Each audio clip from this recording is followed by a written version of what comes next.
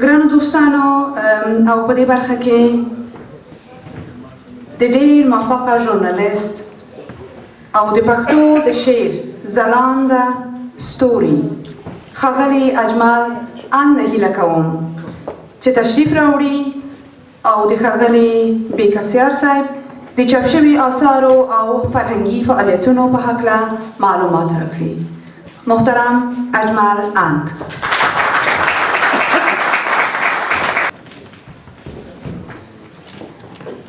بسم الله الرحمن الرحیم. ټولو اغلو ښاغلو ته سلامونه وړاندې کوم. وایي لاس کې لور پروت په ولي پړی دی، لاس کې لور پروت په ولي پړی دی، زړه نه لوګرې جلۍ وړی دی. دا خبره زه کوم بیکسیار صاحب کوي. نن موږ دلته د بیکسیار صاحب په ویاړ راټول شوي یو. مخکې له دې نه چې د ښاغلي بیکسیار صاحب په فرهنګي هلو ځلو په شاعرۍ باندې خبرې وکړم، یوه یادونه کوم او هغه دا ده چې د هېواد نه بهر چې افغانان اوسېږي، په ځانګړې توګه په اروپایي هېوادونو کې، نو سویډن میشتي افغانان او په ځانګړې توګه مالمو میشتي افغانان دا ویاړ لري چې په پرله پسې توګه داسې درنې علمي، فرهنګي او کلتوري غونډې جوړوي.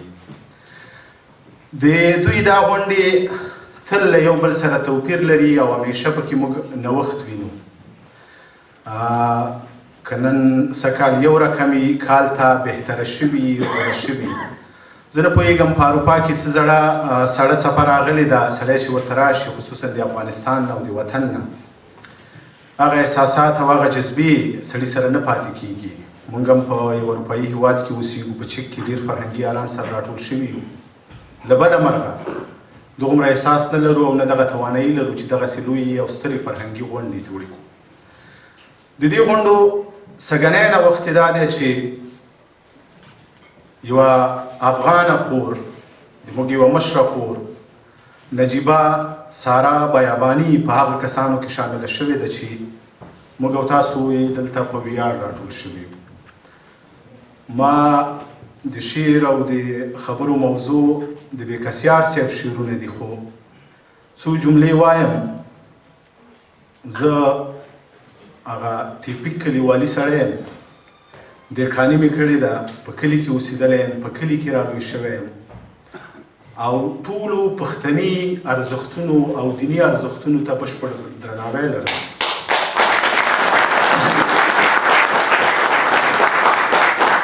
خو یوې نیمګړتیا ته زه متوجه شوی یم، بلکې ډېر ملګري به هم راسره یي چې موږ که غواړو د پښتنو افغانانو په توګه په مجموع کې به ووایم، لکه بیاباني خور چې مخکې وویل، د سوکاله ژوند خاوندان شو، نو په دې کې به موږ سره د موږ خویندې او لوڼې برخه اخلي. که برخه وانخلي او برخه ورنکړو، نو نه په ډیموکراټیکو نظامونو کې موږ ښېګڼه ترلاسه کولی شو او نه په نورو نظامونو کې. زه د هغه شاعرانو او لیکوالو او فرهنګیانو، ښځینه فرهنګیانو او لیکوالو درد ډېر ښه احساسولی شم چې په څومره ستونزمنو شرایطو کې دوی کلتوري او فرهنګي کارونه کوي په افغانستان کې یا د افغانستان نه بهر. دوی له ډېرو سختو ستونزو نه تېرېږي، دوی د دغه کار په مقابل کې ډېرې سختې ننګونې په ځان مني.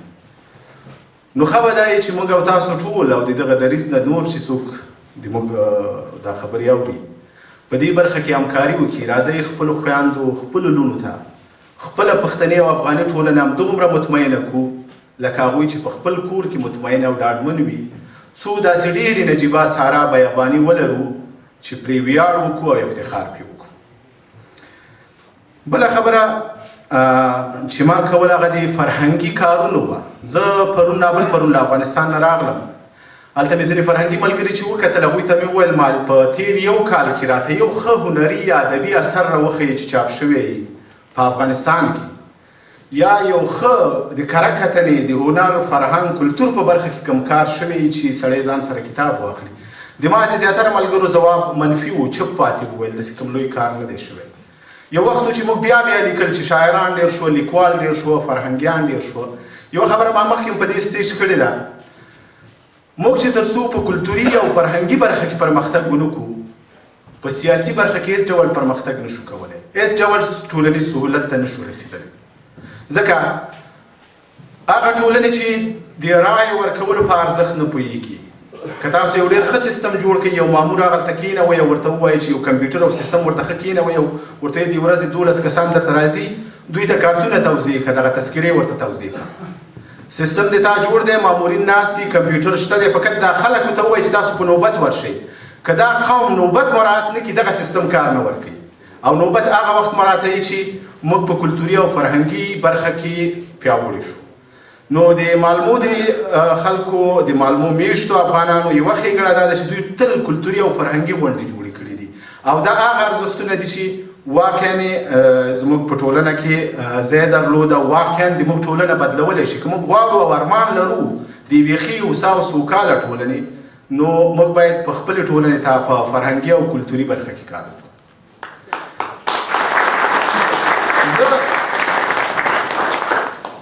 د ما دپاره د بېکسیار صاحب نوم د 90 لسیزې په پایه کې کله چې په کلي کې وم، په هغه وخت کې مې د لومړي ځل دپاره واورېده.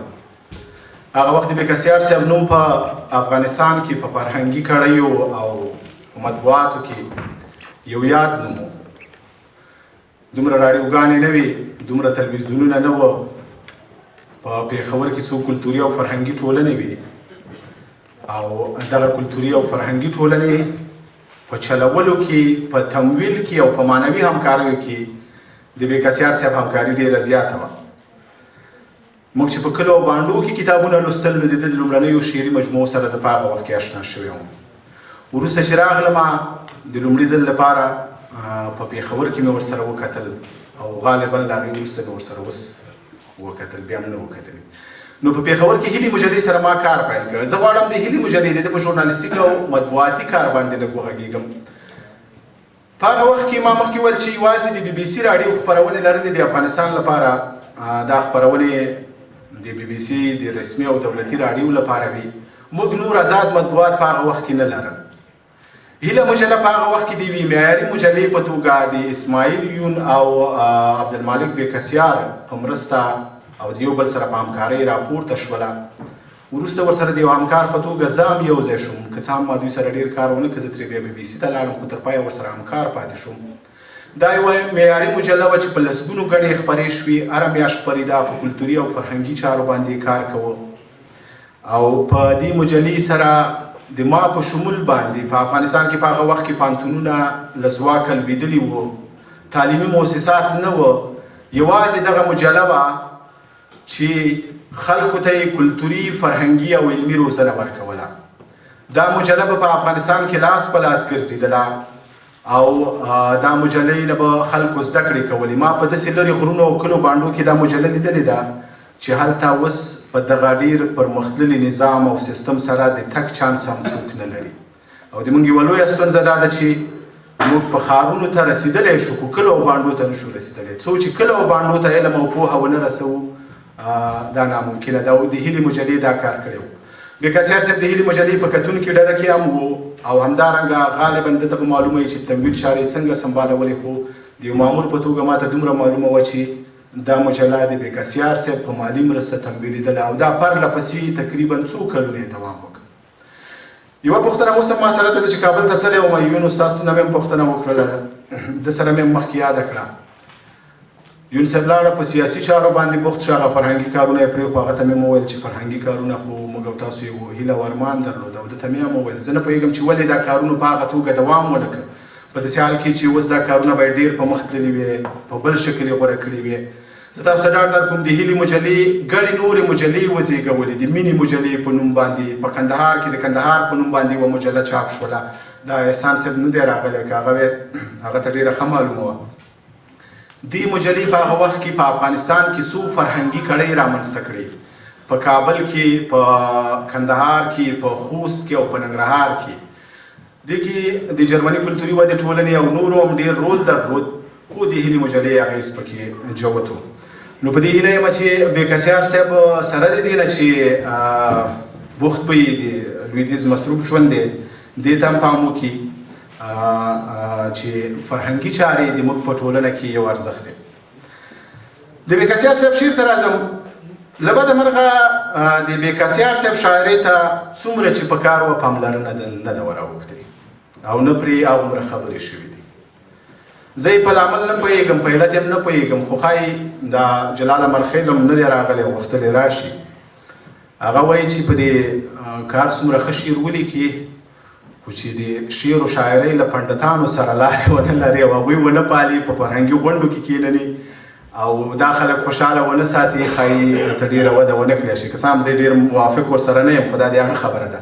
شاید د بېکسیار صاحب استغنا او د هېواد نه لرېوالی د دې سبب شوی چې بېکسیار صاحب شعر هغومره چې په کار وه خبرې پرې نه دي شوي. له بده مرغه به بیا هم ووایم چې ما کوشش وکړي چې د بېکسیار صاحب دا ټولې مجموعې پیدا کړم. ما وخت د شعرونه لوستي دي او زیاتره مې په حافظه کې دي، خو د یوې څېړنیزې مقالې دپاره ما سره دلته کافي مواد نه و. افغانستان ته هم چې په بیړه لاړلم ما ډېر شیان پیدا نه کړه. زه یوازې د ده په هغه شعرونو باندې خپلې خبرې کوم چې ما لوستې دي. د بېکسیار صاحب د شاعرۍ یو خصوصیت دا دی چې د که شعر ولیکي، که د بېکسیار صاحب نوم ورسره ونه لیکي او هغه خلک چې د شعر و شاعرۍ سره بلد دي هغوی ته یې مخکې کېږدي، نو هغه درته وایي چې دا د بېکسیار صاحب شعر دی. د دې اړتیا نه پېښېږي چې د بل چا شک پرې وشي، ځکه بېکسیار صاحب خپلې خبرې لري، دی د شعر دپاره یو خپل رنګ لري او دی د شعر دپاره خپل ځانګړي ترکیبونه لري چې ډېر ځانګړي دي. یعنې ډېر شاعران تاسو سره نږدې پیدا کولی شي، خو د بېکسیار د شعر رنګ بیخي یو جلا او خپل رنګ دی او د ده په شعرونو کې نه د بل چا رنګ لیدلی شي. او بل کمال دا کوي چې داسې رنګ کاروي چې بل څوک یې ترې کاپي کولی هم نه شي، اخیستلی هم نه شي.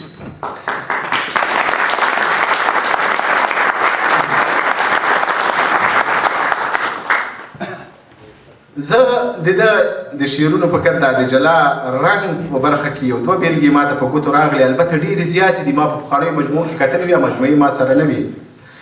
دی وایي کېږدۍ کې ستوني ستا لیمڅي باندې پروت، کېږدۍ کې ستوني ستا لیمڅي باندې پروت، غبرګو لاسو باندې مې سر ایښی دی، ورو ورو غږېږي راته ساز د باران، د ورویو میږو یوه لویه رمه، زوړ زوړ غوږونه چوپ بهر ولاړ دي لکه مین چې په اواز د باران.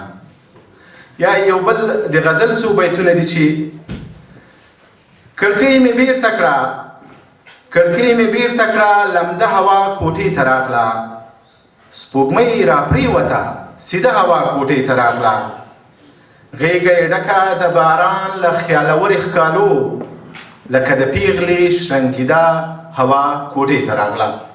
په دې شعرونو کې که سړی ورته ځیر شي په ځانګړې توګه چې لولي، نو دا پیدا کوي چې تصویرونه او ترکیبونه یې کاملا د ښاغلي بېکسیار ځانګړي ترکیبونه دي او دا د ده د شعر یوه تر ټولو لویه ځانګړتیا ده.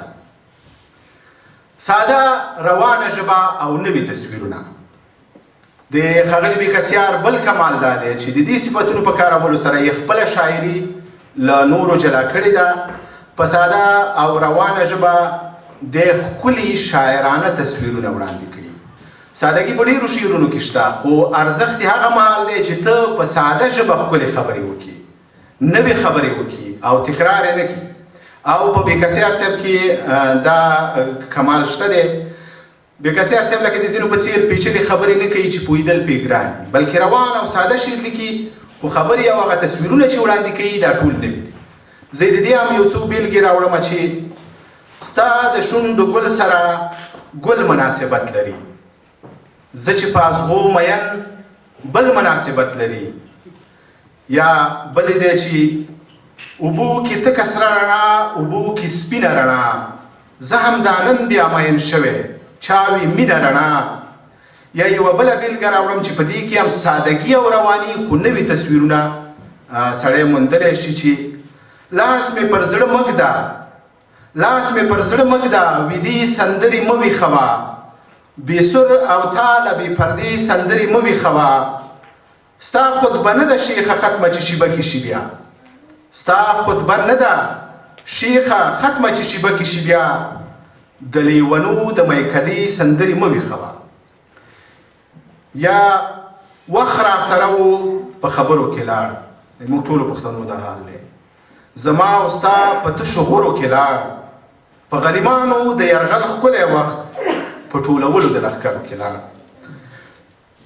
بل څه البته دا د ما نظر دی یوازې زه فکر نه کوم چې که د بېکسیار شاعري د ما د څېړنې او د ما د نظر نه لوړه ده ښایي ډېرې خبرې پرې وشي یوازې ما چې څه شی درک کړی زه تاسو سره هغه شیان شریکوم یو بل شی دی چې زه متوجه شوم بېکسیار صاحب په ډېر کمال سره په خپلو غزلونو کې اوږده ردیفونه کاروي ښایي ښاغلي بېکسیار نه مخکې هم ځینو خلکو اوږده ردیفونه په غزلونو کې کارولي خو ما خپله بېکسیار لومړنی شاعر وموند چې په غزلونو کې له اوږدو ردیفونو څخه په ډېر ښکلي انداز کار اخلي په غزلونو کې د اوږدو ردیفونو کارول په ښکلي او نوي انداز اسانه کار نه دی هغه خلک چې اوږده ردیفونه کاروي ډېر کله د هغوی د شعر د کمزورۍ سبب ګرځي موسیقیت پیدا کوي اوږده ردیفونه آهنګ ډېر ښه راولي خو په شعر کې هم یوه خبره بیا بیا کول که ته په قوت سره نورې جملې ورسره ملې نه کړي نو د تا د شعر د بېخوندۍ سبب کېدلی شي خو بېکسیار بیا دا کار کړی چې دغه اوږده ردیفونه یې په دومره ښکلا کارولي دي چې د ده شعر خپله یوه جلا موسیقي او وزن لري مخکې چې ما د ځانګړتیاو یادونه وکړه په هغې کې یو د موسیقیت ځانګړتیا هم ده چې ما یې د ده په ګڼو غزلونو کې وموندله چې یو ځانګړی غرنی آهنګ او وزن لري زه درته یو دوه بیتونه د دې اوږدو ردیفونو په خاطر وایم چې ورځم وهم قمار ساکي قمار د ژوند زه اسمو یم یو وار ساکي قمار د ژوند دلته دا د قمار د ژوند موسیقي سره اشنا خلک ډېر ناست دي په ځانګړې توګه ما کلیوالم دا یو ځانګړی آهنګ پیدا کوي یو ځانګړی وزن پیدا کوي چې د شعر ته یې ډېره ښکلا وربخلې ده داسې ګڼ شته چې زه یې د یادونو نه تېرېږم د ده ټول غزلونه تقریبا اوږده خو ښکلي ردیفونه لري او په ډېره ښکلا یې سره یو ځای کړي دي کلیوالي تصویرونه بېکسیار صاحب ته موږ په پښتو شعر کې د کلیوالي تصویرونو تر ټولو ماهر شاعر ویلی شو کله چې سړی له وطن نه راشي تاسو ټولو وطن نه به ډېر د چا به ډېر وخت کېږي د چا لږ چې راغلي دا د خپلو خپلوانو او دوستانو تصویرونه په ذهن کې تت شي ما ته خو کله کله ډېر نږدې خلک نه رایادېږي چې څېره یې څه رقم ورانه غلطه شي نو د یو شاعر لپاره په لویدیځه ټولنه کې دا چې ولې شاعران په لویدیځه ټولنه کې هغه صلاحیت او واک له لاسه ورکوي چې په خپله ټولنه کې لري یو علت یې دا دی چې په پردۍ ټولنه کې هغه تصویرونه چې د تا له ماشومتوب او د تا له خاطرو سره تړلي دي هغه تصویرونه ته له لاسه ورکوي یو خو نور تصویرونه یې ځای نیسي دویم د تا په ذهن کې هغه کلیوالي صحنې تتېږي موږ په راډیو کې کار کوو کله کله ترجمې کوو د انګریزي نه پښتو ته ډېر شیان موږ ورته کلمې لرو ذهن ته اوس نه راځي هغه وخت سره په یاد وي نو له خپلې ټولنې نه لرې اوسېدل د انسان په ذهن کې هغه د خپلې ټولنې تصویرونه تتوي خو زه نه پوهېږم مخکې هغه ملګري د بېکسیار صاحب ډېرې ستاینې وکړلې په یو رقم باندې ښایي هماغه کمال وی وایي په ښوونځي کې ډېر شوق د ده سره دا نه دي شوي دی چې کله شعر لیکي ته به وایي چې دی تازه له کلي نه راکوز شوی دی دی د کلي ذره ذره درته بیانوي دی په ځانګړې توګه دا کمال په آزادو نظمونو کې کړی دی دی دومره جزیاتو ته متوجه کېږي چې ته ورته حیران پاتې شي یو دی یو شپون صاحب کې هم دا کمال شته دی چې هغه ته په امریکې کې اوسېږي کلونه خو لا ورته ډېر ذره ذره شیان په یاد دي دا زه د بېکسیار صاحب کمال ګڼم کلیوالي تصویرونه شعر ته ژوند وربخي ځکه د کلي ژوند ساده دی د کلي ژوند له هنر او ارټ نه ډک دی او موږ که خپل شعرونه په کلیوالي تصویرونو سمبالوو دا یو ځانګړی ژوند ورکوي یو ځانګړی البته بېکسیار صاحب یوازې دا نه دی چې په کلیوالي تصویرونو کې د بهرني تصویرونه یا د دې ټولنې ځینې تصویرونه چې په اوږدو نظمونو کې ایستلي دغه هم ډېر جالب دي زه د کلیوالي تصویرونو په برخه کې دلته یو بیت په کت راوړم چې رانه دې لرې خاورې دورې کړي د ستړي ژوندون رانه دې لرې خاورې دوړې کړي د ستړي ژوندون د زړګي درمن ته مې باد شوې یاره کور دې ودان دلته په کت د درمند یادونه او بادول دا په افغانستان کې اوس حتی شتنه خلک درمن نه بادوي، وسایل پیدا کړي، ماشینونه پیدا کړي دي، ترېشل و نور.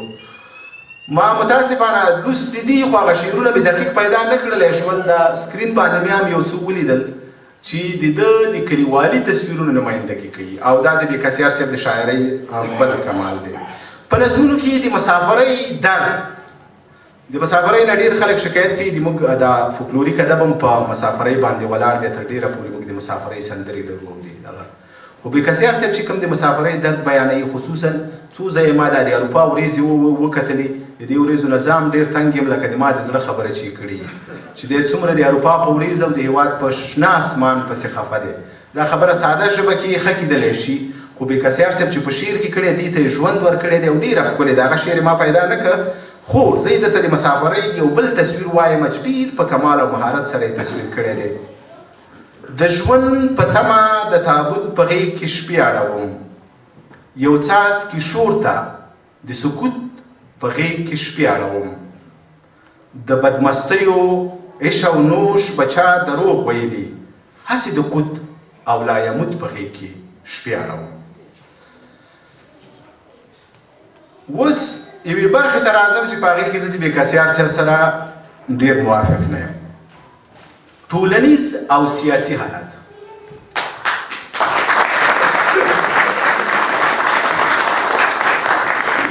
جګړه او شاعر دا د یو بل دوه ضد شیان دي. ټول عمر شاعر د جګړې پر ضد خبرې کوي، ځکه شاعر تر نورو انسانانو وایي چې عاطفي موجود دی. نه پوهېږم چې دقیقه به یې که نه، خو ډېره عاطفه لري. او دی نو جګړه خو د عاطفې زېږنده نه ده، خو د قهر او کرکې ده. بېکسیار صاحب په شعرونو کې موږ وخت په وخت وینو چې دی د جګړې مخالفت کوي، دی د جګړې نه کړېږي، دی له جګړې نه دردېږي، خو په یو نیم شعر کې بیا پیدا کوي چې دی یو ډول لکه د جګړې خوا ته چې هڅول کوي. ځینې بېلګې یې داسې شته دی. زه ټولنیز او سیاسي حالات بیانول د بېکسیار صاحب نه په ډېره بخښنه د شعر سره ډېر موافق یا ډېر پخلا نه بولم، ځکه د ده په شعر کې ما یو ځای کې ولیدل د کرزي صاحب یادونه یې کړې وه، یا د امریکا د بېلابېلو یرغلونو یادونه یې کړې ده. زه وایم که اوس دا د کرزي صاحب نظام لاړ او سبا ته امریکایان هم لاړل، بیا دغه شعر ډېر عمر نه شي کولی. خو بېکسیار صاحب بختور په دې دی چې تر دې پرته یې نور دومره ډېر ښه شعرونه لیکلي دي چې هغه به تر ډېره پورې دوام وکړي. بله خبره، د بېکسیار صاحب په شعرونو کې هم دا ټولنیز او سیاسي حالاتو کې یو ډول سړی داسې احساس کوي په ځانګړې توګه د ده په وروستۍ شاعرۍ کې چې د ټوله پړه په بهرنیو یو ډول اچوي، په لویو قدرتونو یې اچوي. په داسې حال کې چې موږ باید ډېرې خبرې په خپلو ستونزو وکړو. موږ خپله ډېر زیات مشکلات لرو، موږ خپلې ډېرې احیانا او خامخا یو څوک غواړي چې په شعر کې روانې سیاسي مسلې یادې کړي، ټولنیزې مسلې یادې کړي، روانې چارې چې ورته په خبرونو کې وایي. نو بیا ښه دا ده چې په خپلو ستونزو وغږېږو. باور وکړئ موږ کافي ستونزې لرو، دننه موږ ځان ته ټولې بلاوې خپله کړلې. په موږ باندې په پکتیکا ته هېڅوک نه دی ورغلی چې هلته یې د هغې خلکو سره زور و ظلم و زیاتی کړی. موږ چې څومره ستونزې کړي یو لوری یې یو همیشه. په نړۍ کې هېڅ قوم داسې نشته چې هغه د دښمن ونه لري. هر قوم یو دښمن لري او هغه دښمن یې همیشه غواړي چې زیان ورسوي. موږ هم د یو قوم په توګه دښمنان لرو، خو نور قومونه دا زمینه نه برابروي یو دښمن ته چې هغه ورته راشي او د کور دروازه یې ور وټکوي. او موږ تل دا زمینه برابره کړې او دا هم خپله برابره کړې. نو البته بېکسیار ته د یو کشر ورور په توګه د بېکسیار صاحب ته د ما سپارښتنه دا ده چې ښه دا ده چې موږ په خپلو ټولنیزو مسلو باندې په راتلونکو شعرونو کې ډېر تمرکز وکړي.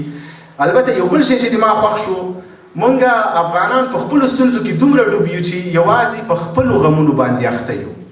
د بېکسیار صاحب په شعر کې ما په ځانګړې توګه په دې وروستیو شعرونو کې د عراق د ماشومانو اوښکې ولیدلې، ما ورکې د سوریې، د مصر او د لرې لرې پرتو ځورېدلو خلکو دردونه او ارمانونه ولیدل.